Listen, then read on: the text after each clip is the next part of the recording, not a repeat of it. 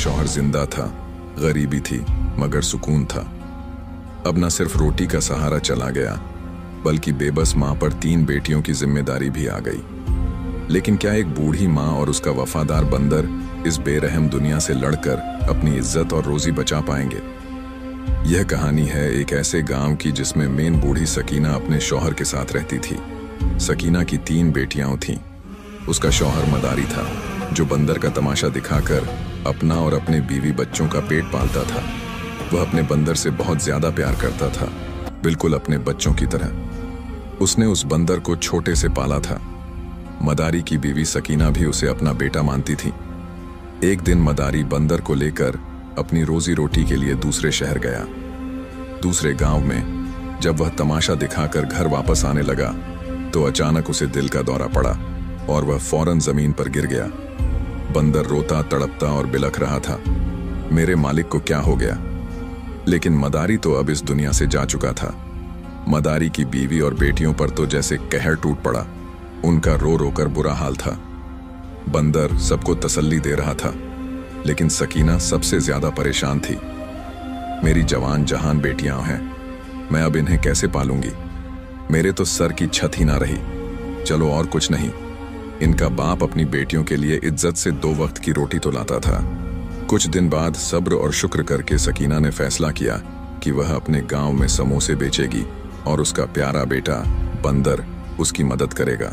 बंदर सकीना की परेशानी को अच्छी तरह समझ रहा था। उसने सकीना के हाथ पर अपना हाथ रखकर उसे तसल्ली दी।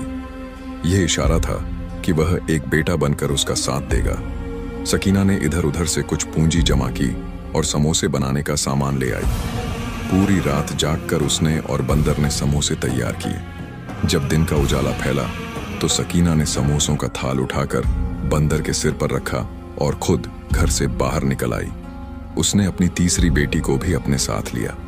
तीनों बेटियां जवान और खूबसूरत थीं। सकीना, बंदर और उसकी बेटी चलते हुए बाजार तक आए। पूरे रास्ते सकीना समोसों के लिए आवाजें लगाती रही, लेकिन बूढ़ी आवाज में इतना दम कहाँ था। अलबत्ता उसने एक बात नोट की, लोग समोसों की बजाय उसकी बेटी को घूर घूर कर देख रहे थे। बेटी घबराकर खुद को चादर में छुपाने लगी।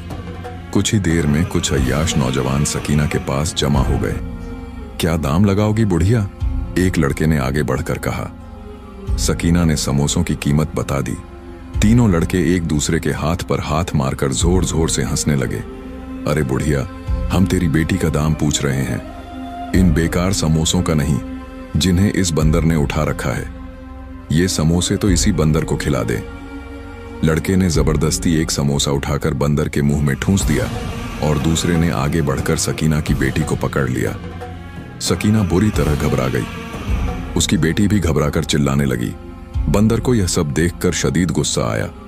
उसने सिर पर रखे समोसों का थाल जमीन पर फेंका और एकदम उन लड़कों पर झपट पड़ा। लड़के बंदर को यूं हमला करते देख घबरा गए।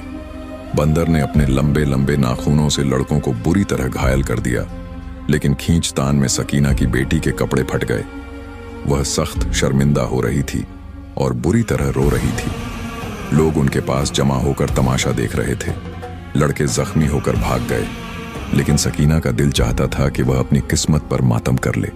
सारे समोसे मिट्टी में लथपथ हो गए थे और लोग उसकी बेटी के फटे हुए कपड़ों की वजह से उसे घूर घूर कर देख रहे थे। अब घर जाना चाहिए, यहां रहकर अब क्या करें? सकीना ने दुखी दिल से सोचा और पलटने लगी, लेकिन उसकी किस्मत बुरी थी। अचानक उसका पांव लड़खड़ाया और वह पीछे की जानिब एक बड़े से गड्ढे में गिर गई। सकीना के हलक से एक कराहती चीख निकली। वह बूढ़ी थी, हड्डियां पहले ही नाजुक थीं। गिरने से उसकी टांग की हड्डी चटक गई। बंदर ये सब देखकर बुरी तरह बेचैन हो गया। वह लपक कर कभी गड्ढे में नीचे जाता और सकीना को उठाने की कोशिश करता, तो कभी बाहर आकर लोगों को इशारे से मदद के लिए बुलाता। उसकी आंखों से आंसू बह रहे थे। ऐसा लगता था जैसे वह सचमुच सकीना का सगा बेटा हो, लेकिन कोई भी सकीना की मदद के लिए आगे नहीं बढ़ा। लोग तो बस उसकी बेटी पर निगाहें जमाए खड़े थे। आखिर थक हार कर बंदर खुद ही गड्ढे में उतरा और सकीना को पकड़कर खींच खांच कर बाहर निकाला। सकीना की टांग बुरी तरह जख्मी हो चुकी थी। वह पांव जमीन पर रखती तो कराह उठती, उसी मजमे में एक दरमियानी उम्र का आदमी खड़ा था।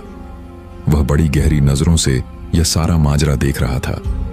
वह अचानक आगे बढ़ा और बोला, रुक जाओ ए बंदर, तुम इस औरत को लेकर कहां जाओगे? बंदर, जो सकीना को उठाने की कोशिश में हलकान हुआ जा रहा था, हांफने लगा। उसने इशारे से उस आदमी को बताया कि उनका घर कुछ ही दूरी पर है। आदमी ने बंदर को मशवरा दिया, यहां पास ही मेरा ठेला खड़ा है जिस पर मैं सब्जियां लाद कर पूरे गांव में बेचता हूं। तुम इस पर अपनी मां को यहां से ले जाओ। उस आदमी ने बंदर की मदद की, सकीना को ठेले पर चढ़ाया और उनके घर की जानिब चल पड़ा। सकीना की बेटी भी खुद को छुपाने की कोशिश करते हुए घर तक पहुंची। आदमी तो सकीना को घर छोड़कर चला गया, मगर उसकी तीनों बेटियां उसके इर्द गिर्द इकट्ठी होकर फूट फूट कर रोने लगीं। सकीना की आंखों में आंसू थे। बंदर से उसकी परेशानी और बेचैनी देखी नहीं गई। वह अचानक लपक कर घर से बाहर निकला और पास के डॉक्टर को हाथ पकड़कर घसीटते हुए घर ले आया। डॉक्टर ने घर आते ही सकीना की टांग का मुआयना किया और मायूसी से बोला, अम्मा, सकीना की टांग की हड्डी टूट गई है। मुझे यकीन है कि बड़े डॉक्टर को फीस देने के लिए आपके पास पैसे नहीं होंगे। मैं अपने साधनों से इनका इलाज करा देता हूं, लेकिन अब ये 3 महीने तक चलने फिरने के लायक नहीं रहेंगी। डॉक्टर की बात सुनकर सभी के चेहरे उतर गए। कमाने का एकमात्र जरिया तो अब सकीना ही थी। अगर वही चारपाई पर पड़ जाती तो कमाता कौन? लेकिन उसका इलाज भी जरूरी था। बंदर ने डॉक्टर के हाथ पर अपना हाथ रखकर सर हिलाया। डॉक्टर ने अपनी गाड़ी मंगवाई और सकीना को अस्पताल ले गया। वह डॉक्टर नेक दिल आदमी था और सकीना के शौहर का पुराना वाकिफ था। उसने अपनी जेब से ही सकीना की मरहम पट्टी करवा दी। सकीना प्लास्टर चढ़वाकर वापस आई तो चारपाई की होकर रह गई। घर में बैठी जवान बेटियों का बोझ और दिन रात के फाकों ने उसकी सेहत तेजी से गिरानी शुरू कर दी। बंदर यह सब खामोशी से देखता रहा, मगर कुछ न कर सका। आखिर एक दिन उसके सब्र का पैमाना लबरेज हो गया। जो समोसे अम्मा सकीना ने बनाकर बेचने थे, अब वह मैं बेचूंगा। बंदर ने दिल ही दिल में अहद किया और लपक कर किचन में जा पहुंचा। समोसे बनाने का सामान पड़ा हुआ था। किस्मत अच्छी थी, लिहाजा उसने जल्दी जल्दी समोसे बनाना शुरू कर दिए। तमाम रात जागकर वह समोसे बनाता रहा। सुबह के करीब जब उसके समोसे तैयार हुए तो वह जल्दी से उनका थाल सजाकर घर से बाहर निकल गया। घर से बाहर निकलने से पहले उसने इशारे से सकीना की तीनों बेटियों को मना किया कि बिला जरूरत घर से बाहर ना निकलना। थाल उठाकर जब वह गली में निकला तो बच्चे उसे देखकर जोर जोर से हंसने लगे। अरे वो देखो, बंदर आज एक नया तमाशा दिखा रहा है, आओ इसकी दुम खींचते हैं, बच्चों ने एक दूसरे से कहा। बंदर घबरा गया। बच्चों ने उसे चारों तरफ से घेर लिया। वह एक तरफ हटता तो दूसरा बच्चा उसकी दुम पकड़ने की कोशिश करता। खुद को बचाता तो समोसे गिरने लगते। वह परेशान हो गया। आखिर उसने समोसों का थाल जमीन पर रखा और जोर से दौड़ लगाकर बच्चों को डराने लगा। बच्चे घबराकर दूर भाग गए। बंदर इतनी सी कोशिश में हांफ गया था। उसने समोसों का थाल फिर से उठाया और गली गली फिरता हुआ आवाजें देने लगा। लोग उसकी आवाज सुनते तो मुड़कर दिलचस्पी से उसे देखने लगते।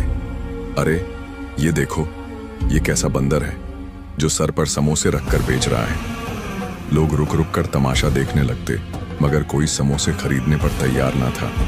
एक बच्ची ने समोसे देखकर अपने बाप से जिद की, अब्बू मुझे यह वाला समोसा खाना है जो यह बंदर बेच रहा है। बच्ची ने कहा तो बंदर ने झट से थाल में से समोसा उठाकर बच्चे की तरफ बढ़ा दिया, लेकिन वो आदमी उछलकर 2 कदम पीछे हट गया। हाय, किस कदर गंदा बंदर है, हटाओ, पीछे करो अपना यह समोसा। ना जाने कैसे गंदे हाथों से बनाकर लाया है, मुझे घिन आ रही है। भला जानवरों के हाथों से बनी चीज कौन खाएगा? आदमी ने बंदर को हिकारत से देखा और उसे दूर भगा दिया। घबराकर बंदर ने थाल उठाया और गलियों में घूमता रहा, मगर कोई भी खरीदार ना मिला। उसकी आंखों में आंसू आ गए। दोपहर सिर पर आ चुकी थी और अभी तक उसका एक भी समोसा नहीं बिका था। थक हार कर वह बड़े बाजार में निकला। यहां कल ही तो वह सकीना के साथ आया था। बाजार में फिरते फिरते वह ग्राहक ढूंढने लगा, मगर कोई उसके समोसे न खरीदता, बल्कि लोग उसे हंसी का पात्र बना रहे थे और दूर भगा देते थे। शाम ढलने लगी। थक हार कर बंदर समोसों का थाल जमीन पर रखकर एक पत्थर के ऊपर बैठ गया। उसकी आंखों से आंसू बहने लगे। आज अगर समोसे ना बिके तो घर में पकाने के लिए भी कुछ ना होगा। अम्मा और बहनें भूखे सोएंगी। ये ख्याल बंदर को चैन ना लेने देता था। वह जानता था कि सकीना का कोई बेटा नहीं और ऐसे मुश्किल वक्त में सिर्फ वही था जो उनका सहारा बन सकता था। बंदर अपनी ही सोचों में गुम था जब अचानक वह चौकन्ना हो गया। कोई उसके सामने खड़ा उसे दिलचस्पी भरी निगाहों से देख रहा था। कौन हो तुम? और ये समोसे उठाकर क्यों घूम रहे हो? किसी मदारी के पास से भाग निकले हो? एक आला किस्म का लिबास पहने शख्स उसके सामने खड़ा था। चेहरे से अंदाजा होता था कि वह बड़ा मालदार आदमी है। बंदर ने झट से समोसों का थाल उसके सामने किया और इशारे से बताने लगा, समोसे खरीद लो, घर में खाने को कुछ नहीं है। आदमी की दिलचस्पी और बढ़ गई। लगता है कि तुम कमाई करने के इरादे से निकले हो। मुझे बताओ क्या बात है?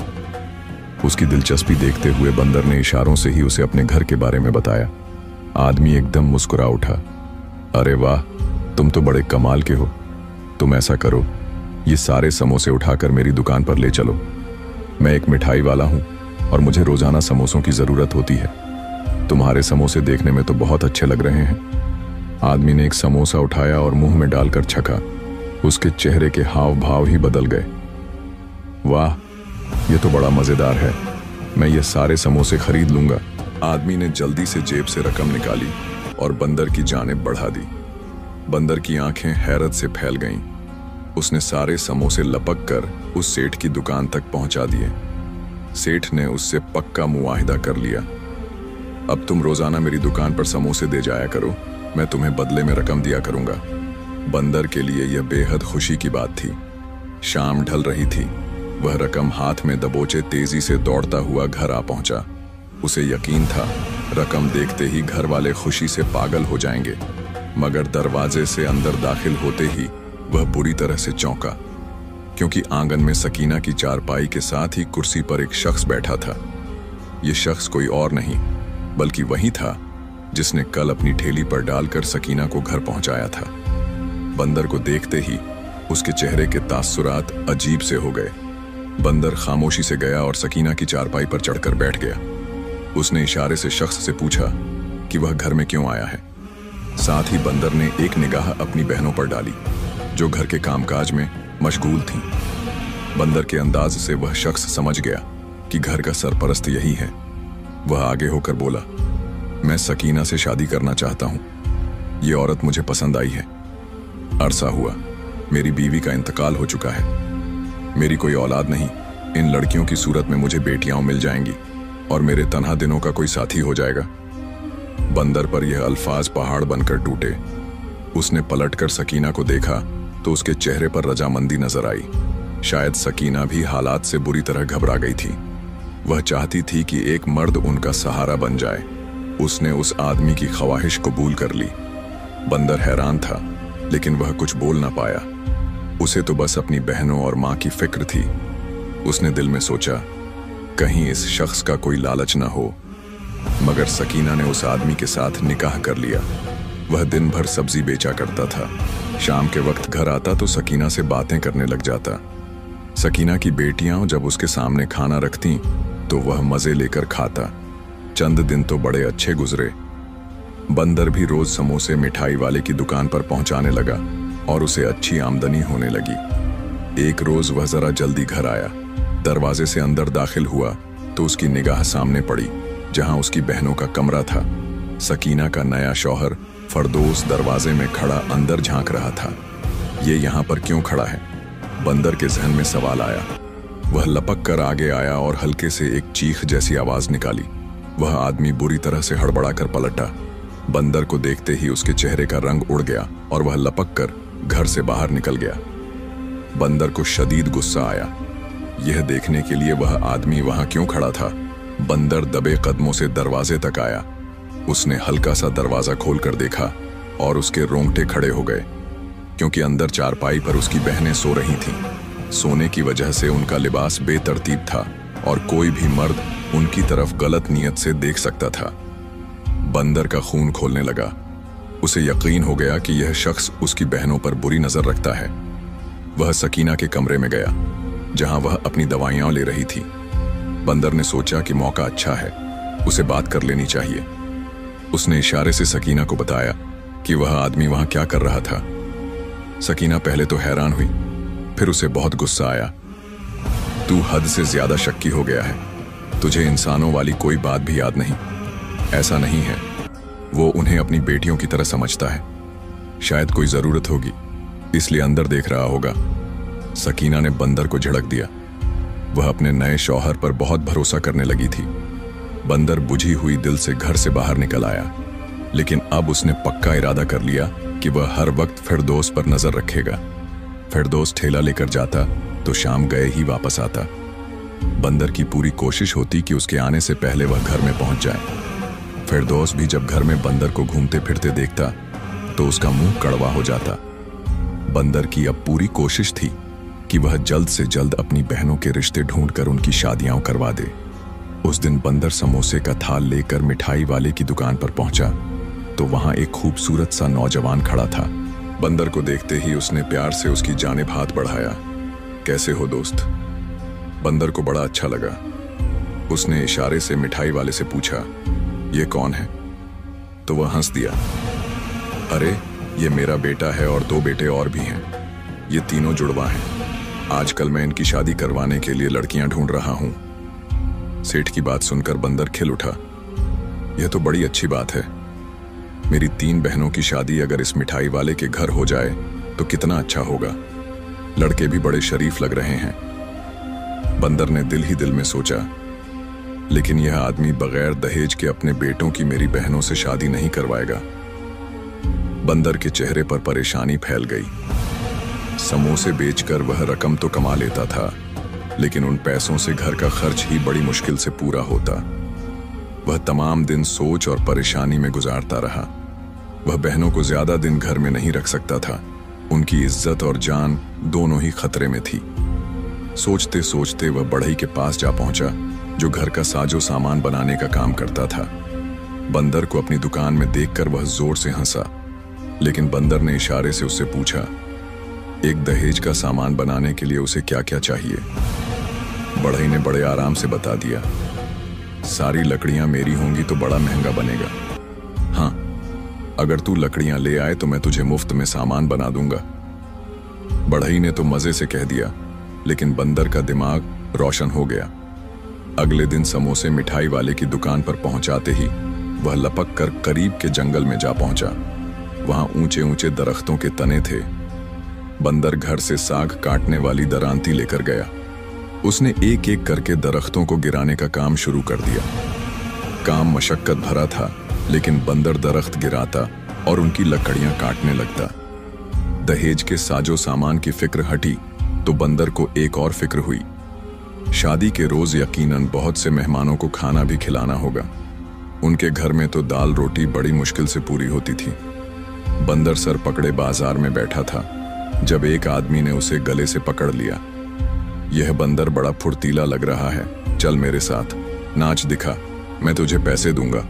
उस आदमी ने कहा, मैं एक मदारी हूं, बिल्कुल बंदर के पहले मालिक की तरह। बंदर ने उस आदमी की तरफ अपना हाथ बढ़ाया और इशारे से पूछा, वह कितने पैसे देगा?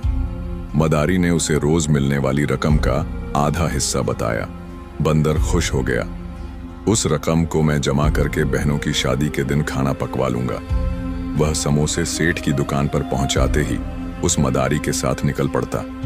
वह उसे गलियों गलियों, मोहल्ले मोहल्ले में नचाता रहता। नाचते नाचते बंदर थकने लगता, उसके पैरों तले से खून रिसने लगता, लेकिन रकम की लालच में वह पूरे गांव का एक चक्कर लगा लेता। उसी मदारी के साथ नाचते हुए उसे पता चला कि उसका बेटा शादी ब्याह के खाने पकाता है। बंदर खुशी से उछल पड़ा।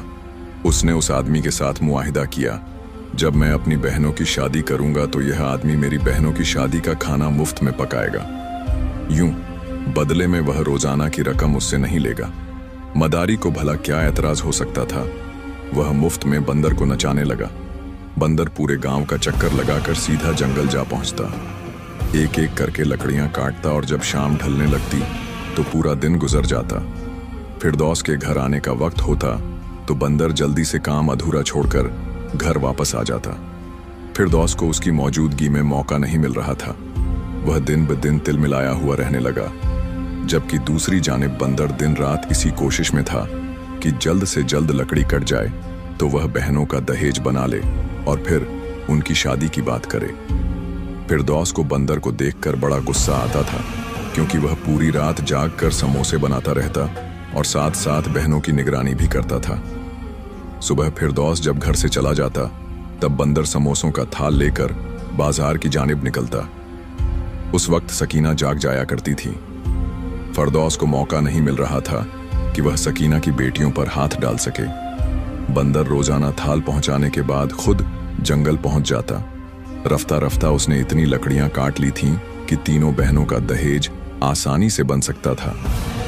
जिस दिन उसने आखिरी बहन के दहेज की लकड़ियां मुकम्मल की, वह बड़ा खुश था। कल सुबह आकर यह सारी लकड़ियां बढ़ई की दुकान पर पहुंचा दूंगा, फिर जल्द ही बहनों का रिश्ता मिठाई वाले से मांग लूंगा। बंदर ने खुशी खुशी सोचा और घर वापस आ गया। उसी दिन फिरदौस बड़ी देर तक अपनी चारपाई पर बैठा बंदर को घूरता रहा। बंदर भी सुबह के लिए समोसे बनाता रहा।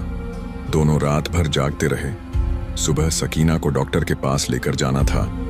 बड़ी दोनों बहनों ने छोटी से कहा, तू होशियार है, बाहर के रास्तों का भी खूब पता है, मां को तू ले जा, हम घरदारी का काम कर लेंगे। छोटी बेटी मान गई। बंदर को उस रोज बढ़ई के पास जाना जरूरी था। ध्यान से जाना, मुझे काम ना होता तो मैं जरूर जाता। बंदर ने अपनी छोटी बहन के सर पर हाथ रखकर इशारा किया और खुद थाल उठाकर लपक कर बाहर निकल गया। मिठाई वाले को थाल देते ही वह जंगल की जानिब दौड़ा, लेकिन जंगल में दूर से ही धुएं के गहरे गहरे बादल उमड़ रहे थे। लोग दौड़ते हुए जंगल से दूर आ रहे थे। बंदर बुरी तरह से घबरा गया। ये सब क्या हो गया? वहां तो मेरी लकड़ियां पड़ी थीं। बंदर घबराकर दौड़ते हुए जंगल की जानिब जाने लगा। अरे वह देखो, बंदर जंगल में जा रहा है, रोको उसे, वहां तो आग लगी हुई है। लोग चिल्ला चिल्ला कर उसे पुकारने लगे, लेकिन बंदर अंधाधुंध जंगल में जा घुसा। वहां पहुंचते ही उसकी आंखें हैरत से फैल गईं। पूरे जंगल में जगह जगह आग लगी हुई थी। धुएं के गहरे बादल उठ रहे थे। जहां उसने सूखी लकड़ियां काटकर ढेर की सूरत में जमा की थीं, वहां सबसे ज्यादा आग लगी थी। शायद मौसम की गर्मी से जंगल में आग भड़क उठी थी। बंदर हड़बड़ा गया। उसके लबों से चीख निकल गई, यह तो मेरी बहनों का झेज है। वह लपक कर आगे बढ़ा और आग में कूदकर लकड़ी उठाने की कोशिश करने लगा, मगर लकड़ियां जल चुकी थीं। आग बुझाने वाले लोग जंगल में दाखिल हुए तो बंदर को देखकर चौंक गए। अरे उसे रोको, बंदर को पकड़ो, बेचारा मर जाएगा, शायद उसका घर यहां है। लोग चीखने लगे। किसी ने आगे बढ़कर उसे पकड़ा। वह बुरी तरह से रोते हुए लकड़ियां बचाने की कोशिश कर रहा था। उसकी खाल जगह जगह से जल गई थी। बंदर रो रहा था, चिल्ला रहा था, मुझे छोड़ दो, मेरी बहनों का झेज जल गया है, अब उनकी शादी कैसे होगी? लोग उसकी जुबान समझ नहीं पा रहे थे। उन्होंने उसे उठाकर जंगल के बाहर फेंक दिया। बंदर फूट फूट कर रोता हुआ घर वापस आ गया। घर के दरवाजे से दाखिल हुआ ही था कि अचानक एक जोरदार चीख सुनाई दी। बंदर घबराकर सामने देखता है तो फिरदौस उसकी बड़ी बहन को दबोचकर कमरे के अंदर ले जा रहा था, जबकि दूसरी बहन फिरदौस को रोकने की कोशिश कर रही थी। आज तो तेरा वह मनहूस बंदर भी घर नहीं है और बूढ़ी सकीना भी बाहर गई है। आज तो तुझे छोड़ूंगा नहीं। फिरदौस किसी बदमस्त हाथी की तरह उसे घसीट रहा था। बंदर की आंखों में खून उतर आया।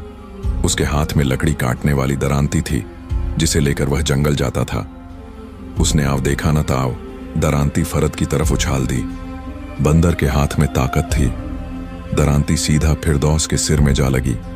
खून का फव्वारा छूट पड़ा और वह वहीं सिर पकड़कर जमीन पर बैठ गया। बंदर की बहन जो पीछे खड़ी थी, उसने भी मौका गनीमत जाना और चूल्हे में पड़ी हुई लकड़ी उठाकर फिरदौस के सिर पर जोरदार वार किया। फिरदौस तड़प उठा, लेकिन उसने देख लिया कि यहां उसकी दाल गलने वाली नहीं है। सिर पर हाथ रखे वह बिलबिलाता हुआ बाहर भाग गया। दोनों बहनें रोती हुई आकर बंदर से लिपट गईं। अगर आज आप ना होते तो न जाने क्या हो जाता।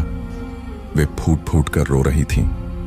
बंदर उनके सिर पर हाथ फेरते हुए उन्हें तसल्ली दे रहा था, मगर खुद उसका दिल भी टूटा हुआ था। कुछ देर बाद सकीना और छोटी बहन आ गईं। उन्होंने जब घर का मंजर देखा तो हैरान रह गईं। बेटियों ने रोते हुए सकीना को सारी बात बताई। वह बूढ़ी औरत भी फूट फूट कर रोने लगी। हाय मेरे नसीब, कैसा आदमी घर में घुसा लिया, अब क्या होगा। सभी शदीद परेशान थे। तभी दरवाजे पर दस्तक हुई। दरवाजा खुला तो देखा मिठाई वाला था। उसके साथ 3 जवान लड़के भी थे। वे सब बड़े खुश लग रहे थे और यूं लग रहा था जैसे कोई खास बात करने आए हों। मगर घर के अफराद को इस तरह परेशान देखकर वे सब खामोश हो गए। बंदर लपक कर आगे बढ़ा। यह क्या हालत बना ली है तुमने? तुम्हें ये चोटें कैसे लगी? सेठ ने हैरत से पूछा तो बंदर की आंखों में आंसू आ गए। उसने इशारों से सारी दास्तान सुना दी। कैसे जंगल में बहनों के झेज की लकड़ियां इकट्ठी की, कैसे वे जल गईं। सेठ की आंखों में भी आंसू आ गए। उसके साथ खड़े उसके लड़के भी हैरत से बंदर को देखने लगे। तुम्हें यह सब करने की क्या जरूरत थी? मैं तो अपने 3 बेटों के लिए आज तुम्हारी बहनों का रिश्ता मांगने ही आया था। बंदर के कानों में जैसे शहद घुल गया। सेठ आगे बोला, मैं बहुत अमीर आदमी हूं, मुझे जहेज की कोई जरूरत नहीं। हाँ, अगर तुम चाहते हो कि तुम्हारी बहनों का जहेज बने तो उसका बंदोबस्त मैं कर दूंगा, मगर मेरी एक शर्त है। सेठ की आवाज आखिर में गीली हो गई थी। बंदर समेत सभी चौंक गए। खुशी की खबर के साथ ही उसने उन्हें परेशान भी कर दिया था। क्या शर्त है? जहेज की कीमत तुम अदा करोगे। सेठ ने बंदर की जानिब इशारा किया। बंदर ने झट से सिर झुका लिया, जैसे कह रहा हो, मैं अपनी बहनों और बूढ़ी मां के लिए हर लम्हा हाजिर हूं। सेठ के बेटे बड़े खूबसूरत और नेक थे। सकीना उनकी सादगी और अच्छाई देखकर अपनी बेटियों का रिश्ता पक्का करके बेहद खुश थी। मगर बंदर परेशान था। ना मालूम सेठ ने किस कीमत की बात की थी। सेठ ने अपने वादे के मुताबिक बंदर की बहनों का शानदार जहेज बनाया और जब उनकी रुखसती होने लगी तो बंदर ने आगे बढ़कर सेठ का हाथ पकड़ लिया। आपने किस कीमत की बात की थी? बंदर ने इशारे से पूछा। सेठ जोर से हंस पड़ा। तो कीमत तुम हो। मैं चाहता हूं कि तुम मेरी दुकान पर मुलाजिम की हैसियत से नहीं, बल्कि एक बेटे की हैसियत से काम करो। मैंने देख लिया कि आजकल के जमाने में अपनी सगी औलाद भी इतनी काबिल और मोहब्बत करने वाली नहीं होती जितना कि तुम हो। ऐसी वफादारी तो ढूंढने से भी नहीं मिलती। आज से तुम मेरे बेटे हो। सेठ ने बंदर के सर पर हाथ रखा तो बंदर की आंखों में आंसू भर आए। ऐसी कीमत तो मैं खुशी खुशी चुकाने को तैयार हूं। बंदर की 3 बहनें अपने घरों में सुखी और खुशहाल थीं। वे अपनी मां को भी अपने साथ ले गई थीं और बंदर, वह किसी बेटे की तरह सेठ की दुकान पर काम करता रहा। उसने अपने नए घराने के साथ पूरी तरह वफादारी निभा दी थी। प्यारे दोस्तों, अगर आपको हमारा यह वाकया अच्छा लगा तो हमारे चैनल इस्लामिक वॉइस को सब्सक्राइब करें और हमारी फैमिली का हिस्सा जरूर बने। शुक्रिया।